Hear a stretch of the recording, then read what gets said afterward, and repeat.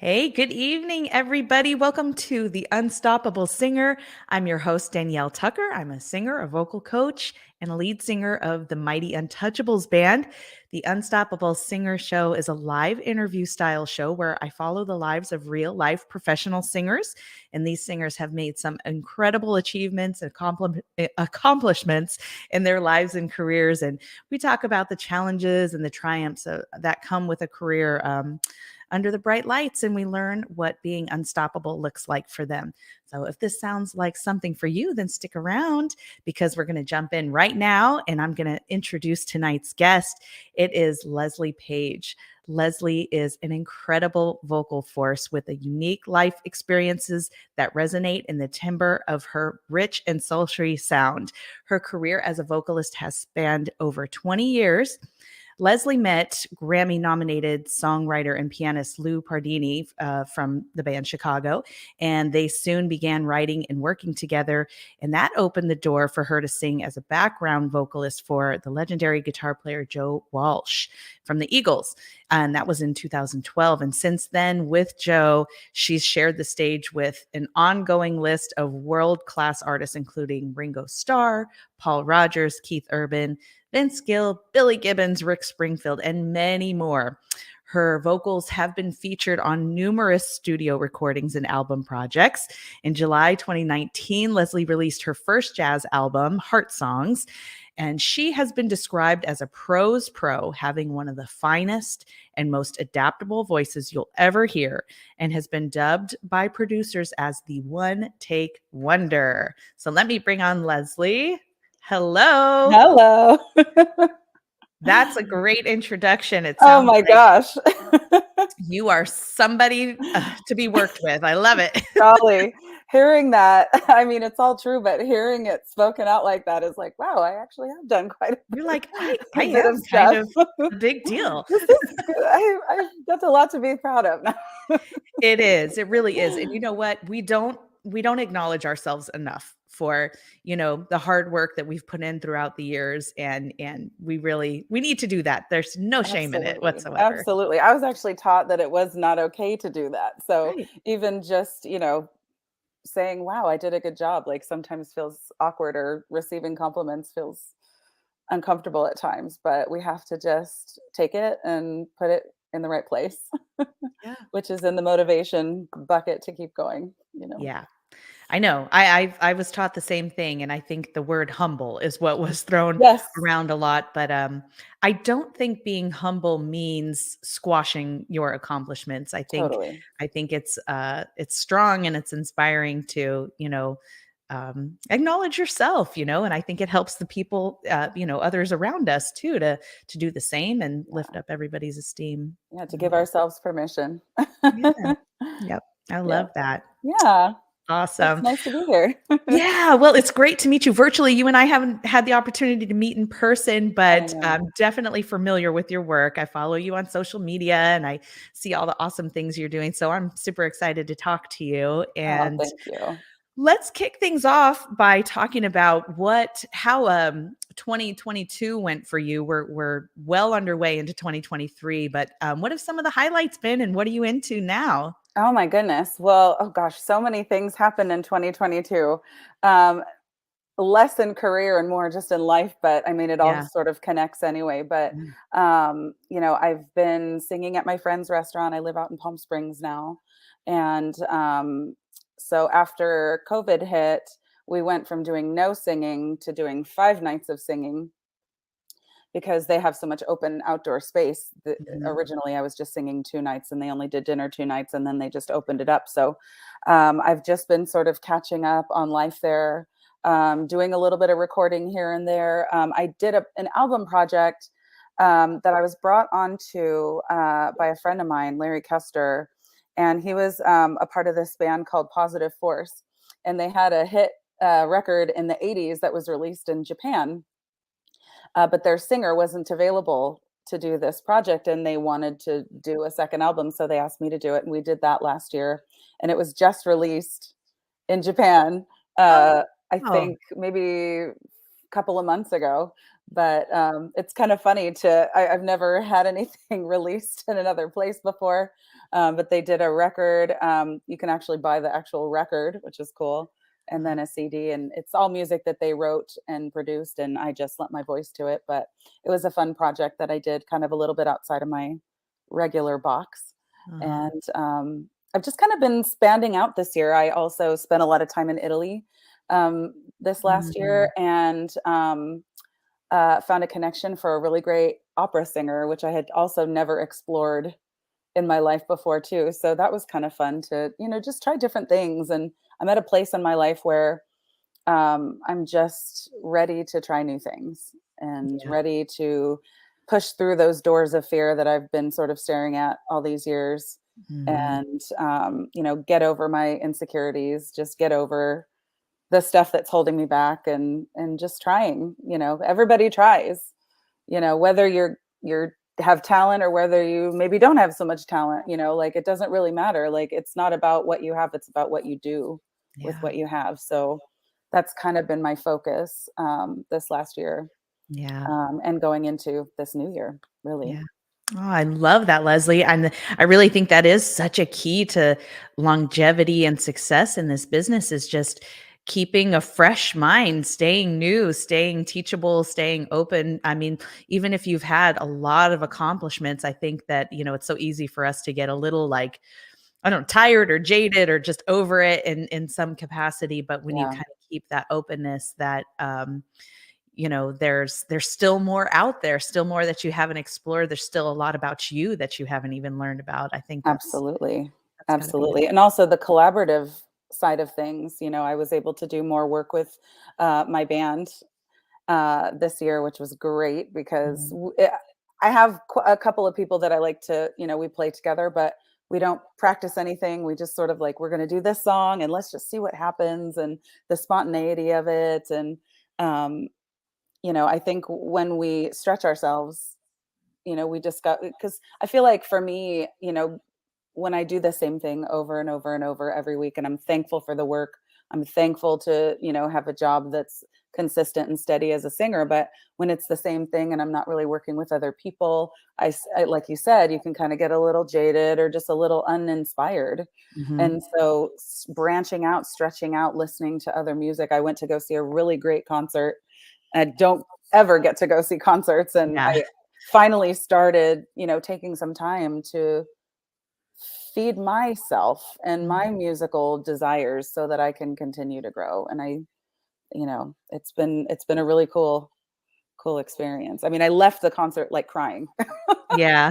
I was just so inspired. It was a little tiny venue in LA called the Echo, and I was literally like 5 feet from the singer, the artist, and I was just like everybody. There was her name is Maro, Maro, Maro.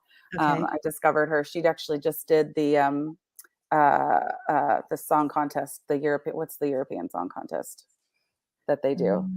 Oh, I know The what you're talking about. Eurovision. Yeah, She was a part Eurovision, of the yeah. Eurovision, but I've been following her for a while. Right out of Berkeley, she started playing with Jacob Collier. So just really Oh, interesting musically.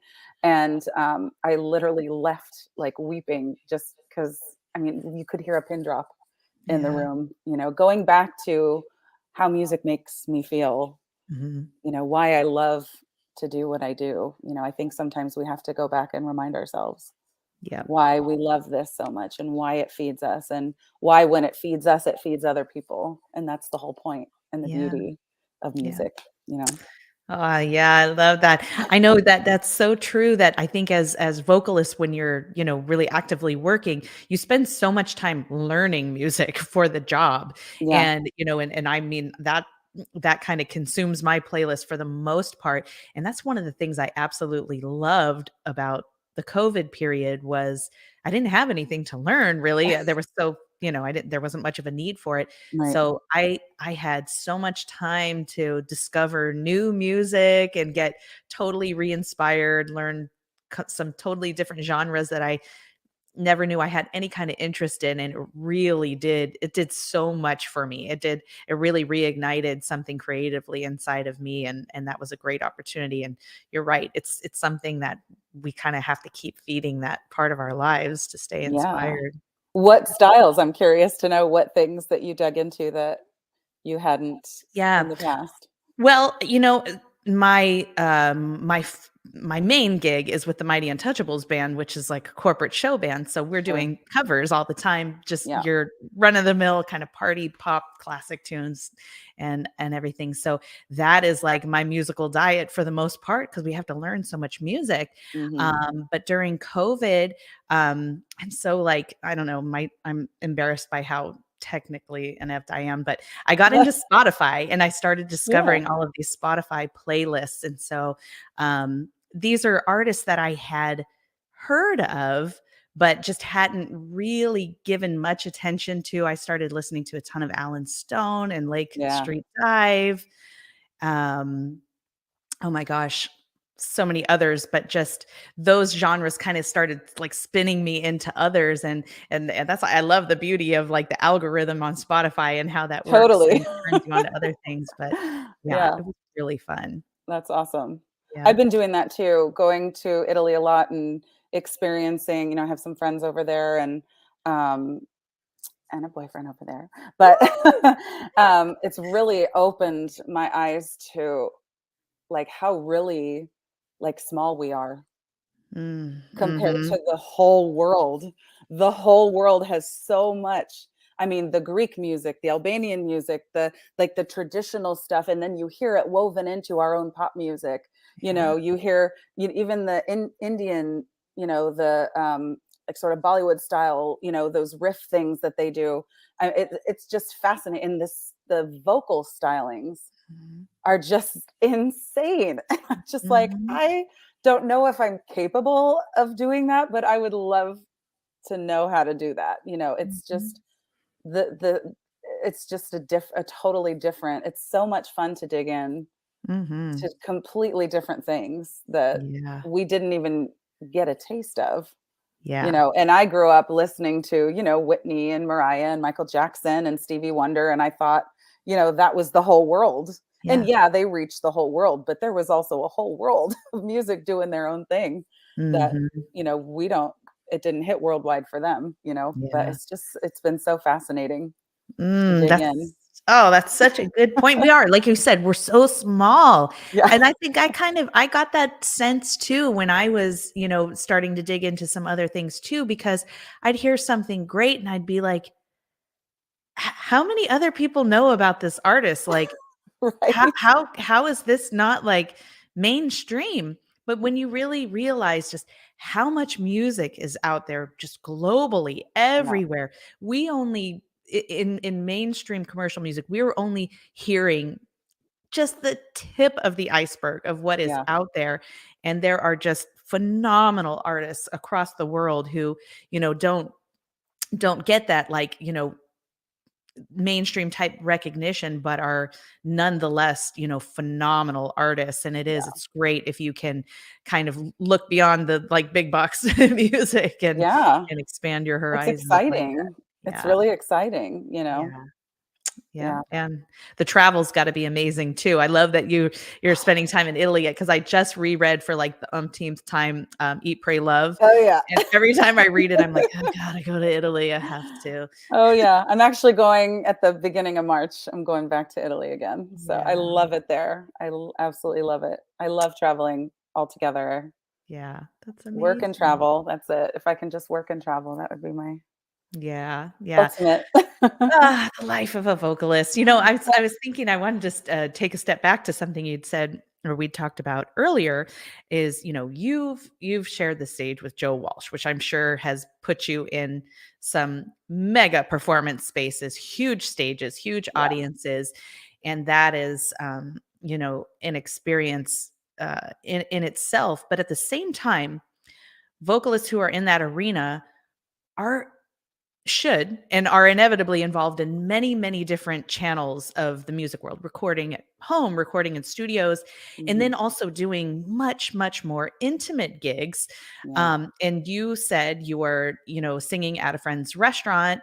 And I've watched your lives many times and have seen, the things that you're doing there. It's just you, right? And Yeah. you're Yeah. working with tracks. Is that right? And Yeah, because it's small space. I mean, Mhm. obviously during COVID when singers were allowed, we would have had to have been spaced out, 12 feet apart, and that was just unrealistic for a Mhm. restaurant. And so, it's such a small, quiet, intimate vibe. Just vocal and tracks lends Mhm. itself better to the space. Mhm. It doesn't satisfy the, the singer as much, but you know, sometimes you get a room full of people that are absolutely loving it and appreciating you, and sometimes you get people that literally treat you like the background music. And Yeah. that's the gig. And that's when I said, like, I really love collaborating with other people, because when you sing by yourself, Mhm. basically to yourself, for 4 hours a night, 5 nights a week, it can Mhm. get, that's where the new music comes in to try to make it more interesting. And, there's only so many ways you can sing at last. But Right. but yeah, I mean, it's a great gig. I do a lot of stuff like that. I do a lot of private events, weddings, birthday parties, Mhm. cocktail parties, just wherever I'm invited to go, I go, you Yeah. know. Yeah, I think that's great. Just like staying, putting eggs in many, many baskets, and it really kind of keeps you rediscovering like all the dimensions of your voice and what you're capable of and what you can do, and just again like keeps that sense of newness for you, and keeping your options open all the time. Yeah, It's because you really never know. I mean, yeah. like that I met Lou, Hmm. um, Pardini, who he was in Chicago. He just left the band, I think, last year, maybe a year and a half ago, but he was playing with them for a long time, and, I met him on a gig. Hmm. I was singing at Mastro's in Newport Beach, Crystal Cove, and he was just happened to be there. Wow. And, you never know where these connections are gonna come from, you Right. know? And but, the thing that you said is like, yeah, I've had some insane large stage moments and some really pathetic Hmm. bar brawl fighting in the Yeah. background gigs, like, and it's all just adds to your, it adds to your seasoning cabinet, so to speak, It and does. makes you grateful for the big stuff and reminds you that, okay, just because I hit a big thing doesn't mean I'm going to keep hitting big things. That's just not how this industry works. But Mhm. as long as you're okay with that, because it's not about what you've accomplished, but that you're just continuing to live in your passion. Yeah. Obviously you want to have goals and dreams and things like that. Of course, we all do, Mhm. you Yeah. know. Yeah, I know those experiences, big and small, they're all equally valuable in some way, there's so much that you can draw out of any experience, even if it's like you said, a night where people are throwing beer bottles and it's- you learn something, you take something from it. Oh, definitely. My biggest lesson in that was I was at Mastro's and everyone's in full on suits and glammed up and, looking their best. And these guys are like fighting, like full on punt decking each other in business suits. And I just thought, money doesn't create class. Like that was my biggest lesson there. It's like alcohol Yep, just evens the playing field for everybody. it sure You does. just sit there and go, "Wow, okay, We're cool." just all humaning no matter where Yep, we go. yep. It's like, "I'm pretty sure he wasn't trying to steal your girlfriend, but okay, you keep fighting. I'm just gonna keep singing over here. Do you have a request?" Maybe try to, like, break it up. I love it. Oh god. That's awesome. Well, let's take some steps back and go back to your roots and how you got started as a singer. Maybe, did you come from a musical family, or how did you begin there? Would that Yeah. led you down this road? Yeah, I mean, I've always, as for as long as I can remember, I was singing. But my grandmother, she was a singer, not professionally, but she did a lot of singing back in her teens and 20s. And even later on, she joined a few clubs that had choirs and things. But she was Mhm. friends with Kay Ballard when they were teenagers, and sang together, snuck out to go sing on the radio because it was, her.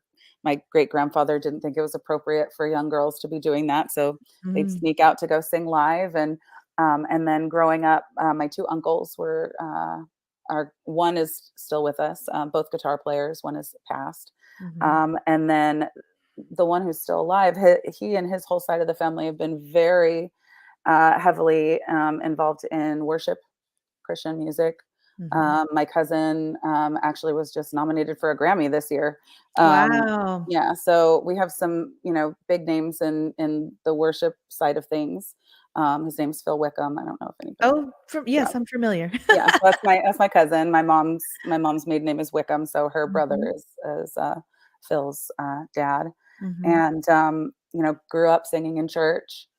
Um, Started singing professionally, I mean, even younger, a girl my oldest best friend, her name's Tawny Dolly. She's a singer, and she, works a lot around, does more Broadway and theater kind of vibe than where I went. We kind of ended up in different places, but we used to, I think it was in middle school, we made a cassette tape of karaoke tracks, Mhm. and we actually got hired to sing at a couple of Christmas parties.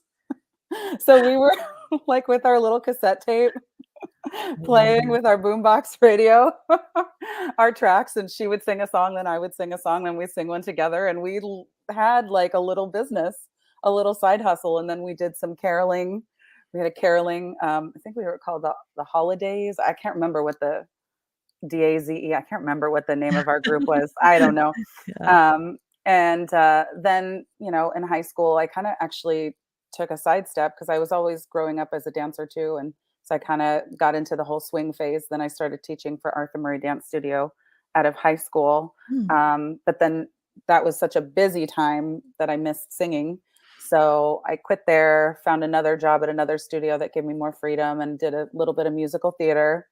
Found that that wasn't really reasonable for me because I couldn't really understand, you know, giving so many weeks and months of my time for like 500 bucks, Mhm. community theater. Yes. But, hey, I mean, if it's your passion, I just found that it wasn't passionate enough for me to Mhm. continue in that way. But Right. was doing a lot of demo sessions, hired really early on to do a lot of demo stuff for other songwriters. Continued to sing in churches. Got a job with Holland America Cruise Line. Mm. Did that for 7 months in the Mediterranean, and got to wear the costumes and the wigs and go travel the world for a little bit. And that was super fun. And then once I came back, I started working for another church, and that's where I met an old friend, and we started doing a duo Mhm. together. And that's what we were doing at Mastro's. And then from there, it kind of piggybacked, and I was doing sessions and this and that, um, here and there, just kind of whatever came my way, Mhm.